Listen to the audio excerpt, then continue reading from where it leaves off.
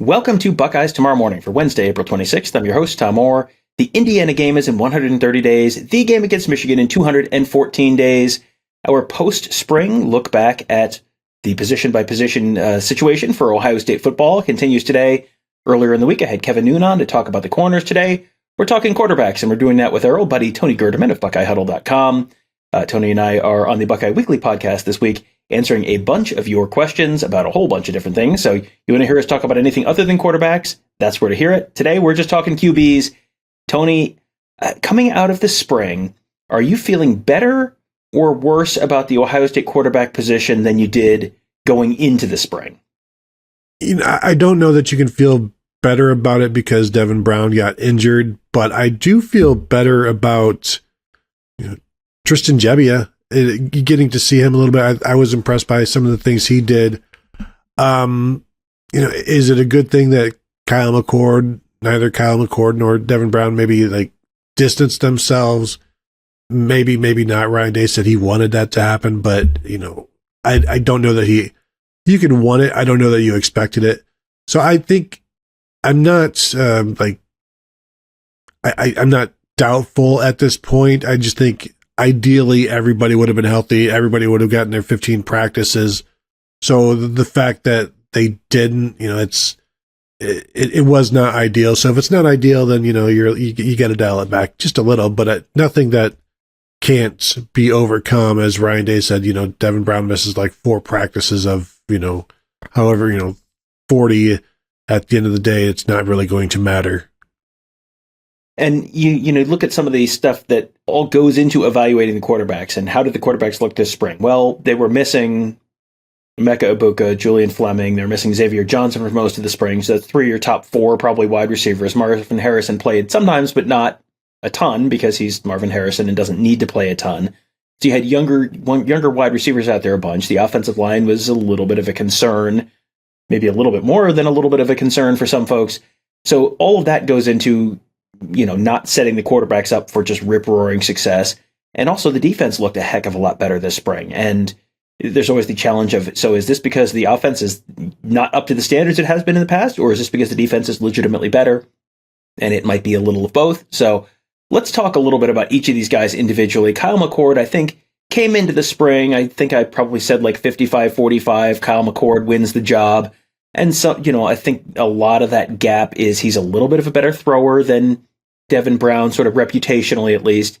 And he had an extra year in the system, so he's probably a little bit, a few more reps, kind of a little bit more up to speed on the chalkboard, all that kind of stuff.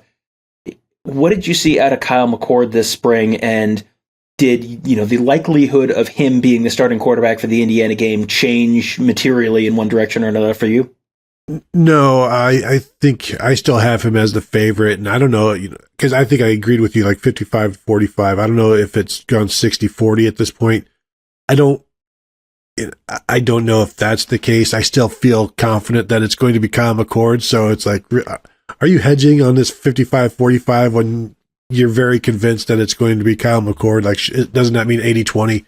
But you can't say 80-20 because they're splitting the reps completely, 50-50, although at times it's 33-33 when Tristan Gebbia is in there. But whenever we saw them, it was Kyle McCord and Devin Brown sharing them. And nothing that I saw from Kyle McCord makes me think any less. In fact, I might think more of him because when you compare the two of Kyle McCord and Devin Brown, you look at what the other guy does better than the other. And Devin Brown is a better runner.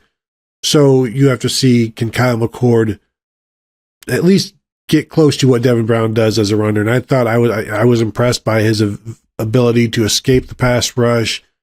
He was more than willing to keep the ball on read option. Not that he's going to get hit or anything, so why wouldn't he be willing? But I was very impressed by his mobility, and I think that was Devin Brown's big advantage. And if you start cutting into that advantage, then you see, okay, well, Kyle McCord does what we would like to do with Devin Brown, and so you can do some things. Now, Devin Brown is still a better runner, but do you need Devin Brown's running, or do you need a guy that can move the chains and also has the ability to run? So nothing I saw from Kyle McCord makes me think any less. It would have been great to see him perform in a way that is well, this guy's just different. but I also think that's a testament to Devin Brown. Yeah, Devin Brown, I think, you came into the spring expecting him to be the better runner. Kyle McCord certainly looked like a willing runner, which really, that might be all you really need out of the quarterback position. You're not looking for Kyle McCord to run for 1,000 yards. You're looking for him to be able to pick up a 3rd and 3 every once in a while, or everyone's covered on 2nd and 7, great, pick up 3 yards and make it 3rd and 4 instead of 3rd and 7 or something like that. And he certainly looked more than willing to do that, and maybe that cuts into the Devin Brown advantage there a little bit. So yeah, I think I come out of the spring a little more confident in Kyle McCord being the starter than I did going in. Maybe, like you said, maybe more like 60-40, something like that. But not having the opportunity to see Devin Brown in the spring game, that I think is something that will, cut down on, I think that probably keeps it closer to static to where we saw it at the beginning of the spring than it would have been otherwise, just because you're missing, we didn't see him. We didn't see him in the spring game. We saw him pretty much the rest of the practices before, and it seemed, again, pretty close, but it seemed like probably a little bit of an advantage for Kyle McCord at that point, and I'm still kind of sticking with that right now. Brown himself, I mean, he was impressive for the most part this spring. It was, again, not dominant, not incredible, but looked solid, looked like someone who could, they can absolutely win 10 games with Devin Brown, and potentially much more than that if it needs to, if that's where it ends up being. This injury doesn't sound like it's going to be serious. It sounds like he should be back to throwing a little bit later on this summer, well before fall camp. If Devin Brown is the starter this year, what is the ceiling for Ohio State's team? Is that still potentially a national championship team with Devin Brown? I think so, because he's a guy that's going to get better with every rep and every game. And so by the time he's a redshirt freshman starting his 10th game, I think you're going to have one of the best quarterbacks in the Big Ten. And again, I'll keep saying, if whoever is the starting quarterback at Ohio State, under Ryan Day, they've been all Big Ten. And so no reason to expect that to change with whoever starts here, including Devin Brown. So if he wins the job, not only are you starting as Ohio State's quarterback, but you've beaten out Kyle McCord. So you've shown that you can play. And with him, I think the same thing as with McCord. You've got to show that you can do what the other guy can do. And I thought he showed a very strong arm and put some heat behind his passes. Now, what you can't do during the games is try to be the other guy, because that's what cost them in 2015 with JT Barrett and Cardale Jones. Once you've got the job, you've got to be yourself. But, back then they're rotating guys, so you're trying to, that just created a whole other issue. But once you've won the job, you be yourself. And actually, you have to be yourself to win the job. But in doing that, show that Kyle McCord does not have much better of an arm or is not more accurate. Like, that'll all come out through all of these practices. And as we're watching them, you can watch and see somebody throw an incompletion. You can see Devin Brown throw an incompletion, but everything may have been right about that read. And you can watch Kyle McCord throw a completion and it may have been the wrong read. You missed the first guy. And so an incompletion can be graded higher than a completion just based on what are you seeing? Where is this supposed to go? Why did you throw it there? And that's all of the stuff behind the scenes and the film work and the meetings that we have no idea about. That, that pass to Carnell Tate, that was perfect. But you get to the meeting room and it's like, why didn't you throw it here? Why did you throw it there? Yeah, he caught it, but there were two defenders there when you had a guy, your first read wide open. And so all of that comes out, and, that will all be put into who actually eventually wins. But Devin Brown, I think there's plenty of excitement around him. I think that went away a little bit when he got injured, and so people didn't get to see him. They didn't get to their wish fulfilled to see Devin Brown running around at a spring game. And you've kind of noticed on social media that there hasn't been there isn't this Devin Brown versus Kyle McCord thing, because people didn't get to see Devin Brown, so they really have nothing to go on other than, frustration, I think. Yeah, I'm sure the coaching staff would have rather had him out there, but, from a fan base perspective, the spring game is always one that you worry about people reading way too much into, because it is just one of 15 practices, and just because it's the only one you get to watch doesn't mean it's the only one that actually counts. And so, you don't have the, wild overreaction to the spring game that you would have in a typical season. It was just kind of like, well, Kyle McCord was okay, but not great, and Devin Brown was not playing. So you don't have the, well, this guy completed 10% more of his passes than the other guy, so he has to be the starter. It's like, well, that was one practice. You can't read too much into it. So you avoided that this year, if nothing else. But so I think of the three guys who were on campus this spring, the person who maybe changed my view of his ceiling the most is Tristan Gebbia. And I don't think Tristan Gebbia is probably the kind of quarterback that is going to lead Ohio State to a national championship if you get down to the third string situation like they did in 2014. Probably not. But he looked for a, first spring in, just brand new to the offense. He had played at Oregon State, so he had some experience, but this is obviously a brand new offense. Came in and looked like absolutely, if the world blows up and he's your starting quarterback on day one, this is an Ohio State team that could win 9 games, maybe 10 games. I mean, he looked very solid. He was impressive in the spring game. He was solid the rest of the times we saw him. He came in and he looked a lot like Chris Chuganoff looked at times at Ohio State, where guy coming in, Chuganoff came from West Virginia, had some starting experience there, wasn't incredible, didn't light the world on fire. But when you put Chris Chuganoff in, it was like, yeah, it's fine. Everything is going to be fine. You're not necessarily going to win the national championship, but it'll be fine. The world is not going to blow up. And to me, Tristan Gebbia looks very much like he's on that kind of path where, if he's starting, that is not a best case scenario for Ohio State, but it's also like, it'll be fine. Yeah, this is where the rest of your talent has to step up and win. And Tristan Gebbia to Marvin Harrison is still a winning combination. And so, yeah, I'm the same way. Where would he rank among all of the quarterbacks like him in terms of Gunnar Hoke, Chuganoff, Matt Baldwin, or, guys that weren't necessarily going to start, but the starting experience that he has, I mean, he's a guy that has beaten his rival. He's beaten Oregon. So that all matters. And maybe it comes with a 58% completion percentage, but there will be times where it comes with the play being made. So yeah, I was impressed and not really expecting to be impressed by him this spring. Yeah, I think he comes in and gives them exactly what you would have wanted from him as a third string guy. So that's good. That's exactly what you want. And then, he came in, he didn't come in talking about like, I'm going to win the starting job. He came in talking about he wants to coach football in the future. And this is sort of a pathway to do that. So, this is a very much mutually beneficial thing where he's sort of getting set up for his future, but also he gives them just a little bit of extra security in the present. Ryan Day's talked about wanting to have 4 scholarship quarterbacks every year. And this is kind of the way you have to do it these days. And so that gives him that little extra bit of security for Ryan Day and a little bit of promising future for Tristan Gebbia. So that 4th scholarship quarterback is Lincoln Kienholz. And Tony, I've got to say, my impression of Lincoln Kienholz didn't change one iota this spring. Maybe that was because he wasn't part of the campus wasn't on campus at Ohio State yet. I think he's one of those guys where, athletically he's there. You've seen him play basketball. You've seen him play baseball. You've seen him play football. And he looks like, that looks like someone who should be playing high level Division I athletics somewhere.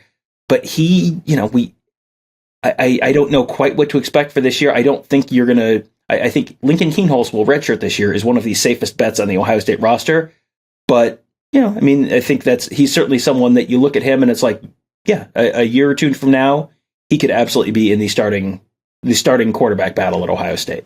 I am not going to put that out there that any type of not redshirting because I'm not trying to spook the forces on that one, but he is, in terms of thoughts or impressions increasing, I saw a windmill dunk he did on the basketball court. So, of course, I think more of him now than I did before, but this is a guy, and I wrote this a couple days ago, maybe on Monday or so, about how he might be the best overall athlete on the team when he arrives, because this is a guy who, obviously a 3-time starting quarterback on an all-state team, or a state championship team, 9,000 yards passing in his career, over 3,000 yards rushing, 2-time first-team all-state basketball, 19-point-per-game scorer. As a baseball player, batted nearly 500 as a junior, 3-0 as a pitcher with a 1.24 ERA. So, this is a guy who is the everybody's All-American type that just does everything good. And I assume when he gets to Ohio State, he's probably going to blow everybody away on the the arcade golf course that they've got there, and whatever else. And he's from South Dakota, so he'll probably kill everybody in the deer hunting games as well. Like, he's just, everything he does, he's just good at. And he'll walk in and be the best barber on the team. It's like, how is this even happening? But that's also the kind of guy you want as your quarterback as well. And so yeah, I'm with you, Tom. Like, totally expect him to redshirt. I'm interested to see what he could do. It's too bad that he couldn't get to Ohio State in time for spring ball, but of course he's a 3-sport athlete, and that's all serious to him. And coaches love their 3-sport athletes, and they want their quarterbacks to do all of that. So you can't fault him. And as you said, it's not like they're looking to have him do anything this year. So still looking forward to, I guess, seeing him maybe in the spring, certainly in the spring next year. Will he get his 4 games, maybe handing the ball off? Because Devin Brown didn't throw a pass as a true freshman. CJ Stroud, Jack Miller didn't throw passes. Kyle McCord threw passes because he was inserted, but that wasn't the only game when he started it against Akron that he threw passes. So 50-50 on whether or not he'll throw passes this year, I guess. Well, I'd say less than 50-50, just because your Kyle McCord in his true freshman season was the number 2. Lincoln Kienholz is going to be the number 4.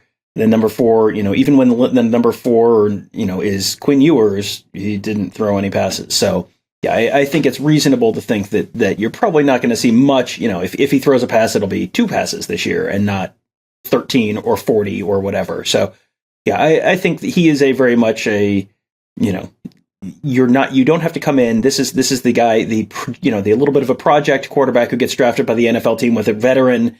Who's going to be able to start one more area. You can just sort of sit, learn, take your time, not be rushed out on the field. That's probably the best case scenario for his development, is just learn the playbook, spend a year working with Ryan Day and Corey Dennis and Todd Fitch, and just get up to speed on things. And then in 2024, when potentially you have Kyle McCord off to the NFL, then there's another starting quarterback battle, and then you can get in on that. And if you don't win that one, well, then Devin Brown's off to the NFL in 2025, and you can get in on the one after that with Aaron Nolan. So should be a fun summer as we sort of try to shake out how this all is going to resolve itself in terms of Kyle McCord versus Devin Brown. Overall, it seems like this is a position group where you kind of have to give Ohio State the benefit of the doubt based on the track record of development and the caliber of players they're bringing in. You sort of have to assume it's going to work out, because it tends to work out for Ohio State under Ryan Day at that spot. So we will continue to keep an eye on that at BuckeyeHuddle.com. Going to be a lot of stuff to talk about.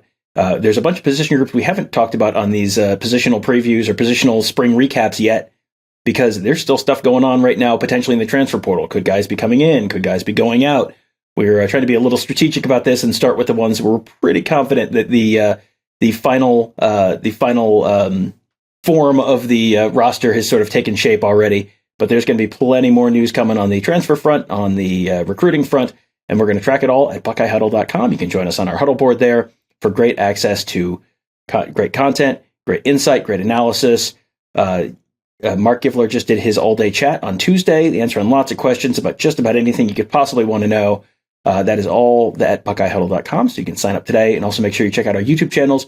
We got one at youtube.com/BuckeyeHuddle. You're probably familiar with that one. We also have youtube.com/@CFBPlaybook. Lots of insight and analysis from our scheme guys, NFL draft content there. So make sure you are subscribed to that one as well. We've a lot of good content there. And again, all free, youtube.com/@CFBPlaybook.